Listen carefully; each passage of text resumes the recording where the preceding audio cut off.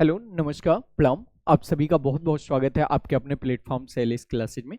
जैसा कि आपका साइंस का पेपर हो चुका है और बहुत अच्छा और बहुत आसान पेपर आया हुआ था, तो फटाफट मैं आंसर की जारी करता हूं। चलिए फटाफट मिला लीजिए। और मैं ये कह सकता हूं कि लगभग 2 क्लास मैराथन हुई थी और 1 क्लास आज सुबह हुई थी, तो 3 क्लास में ही पूरा का पूरा पेपर आया हुआ था। तो चलिए मिलाते हैं। पहला क्वेश्चन है कि किस ग्रह को पृथ्वी की बहन कहा जाता है? शुक्र को कहा जाता है। प्लास किस वर्ग का उत्तोलक है? प्रथम वर्ग का है। ठीक है। स्कर्वी किस विटामिन की कमी के कारण होता है? विटामिन सी के कारण। निम्नलिखित में से कौन धातु है? तो देखिए, नाइट्रोजन आपकी गैस है, ऑक्सीजन गैस है, सोडियम आपकी धातु होती है। ये एस नहीं होगा। ठीक है भाई, यहाँ पे ये ध्यान से समझ लीजिए, एस नहीं होगा। यहाँ पे ये आपकी सोडियम धातु होगी। जो आपका सल्फर होता है वो उपधातु होता है। सल्फर क्या होता है? उपधातु होता है। ठीक है। 1 जूल किसके बराबर होता है? बकायदा पॉइंट सर ने डेरिवेशन किया था कि 1 जूल 1 न्यूटन मीटर के बराबर होता है। तो ये आपका कास्टिक सोडा और खाने वाले सोडा का रासायनिक सूत्र आया था, सबको पता है, NaOH और NaHCO3 होता है कास्टिक सोडा और खाने वाले सोडा का रासायनिक सूत्र। ये भी पढ़ाया गया था। ठीक है। प्रकाश संश्लेषण से आप क्या समझते हैं? तो ये पूरा का पूरा स्लाइड आपको सर ने पढ़ाई थी। इसमें कौन सी गैस निकलती है? ऑक्सीजन गैस निकलती है। क्या इसका इक्वेशन होता है? इक्वेशन तक आप अपनी मैराथन में देखिएगा। समस्थानिक और संभारिक क्या होता है? जिनके स्थान समान होते हैं, जिनके परमाणु क्रमांक समान होते हैं और जिनके द्रव्यमान समान होते हैं, ये आपका संभारिक और समस्थानिक कहलाता है। ये बकायदा मैं आंसर किया। सरल मशीनें कितने प्रकार की होती हैं? तो देखिए, सरल मशीन 5 प्रकार की होती है। उत्तोलक, पेंच, झुगा तल, घिरनी, पहिया और धुरी। ये सारी चीजें आपको विथ फिगर पढ़ाई गई थी।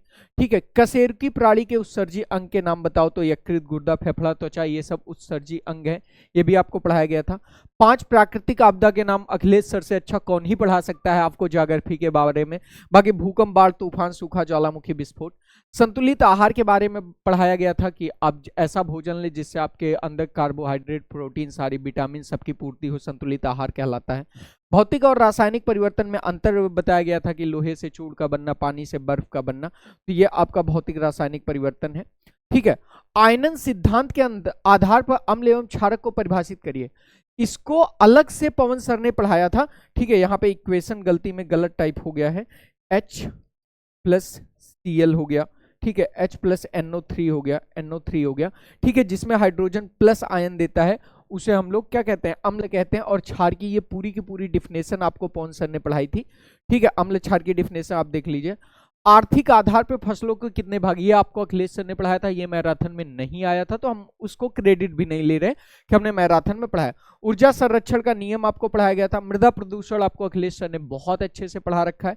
और एक पादप कोशिका का नामांकित चित्र। तो ओवरऑल अगर मैं मैराथन में देखूं तो सिर्फ 3 प्रश्न ऐसे थे जो मैराथन में आपको नहीं कराए गए थे, और वो भी आपके वो 3 प्रश्न हैं जिसमें आप मृदा प्रदूषण आप सारे लोग जानते हो। ठीक है। आर्थिक महत्व के आधार पे फसलों का प्रकार, ये दोनों चीज आपको अखिलेश सर ने पढ़ाई थी।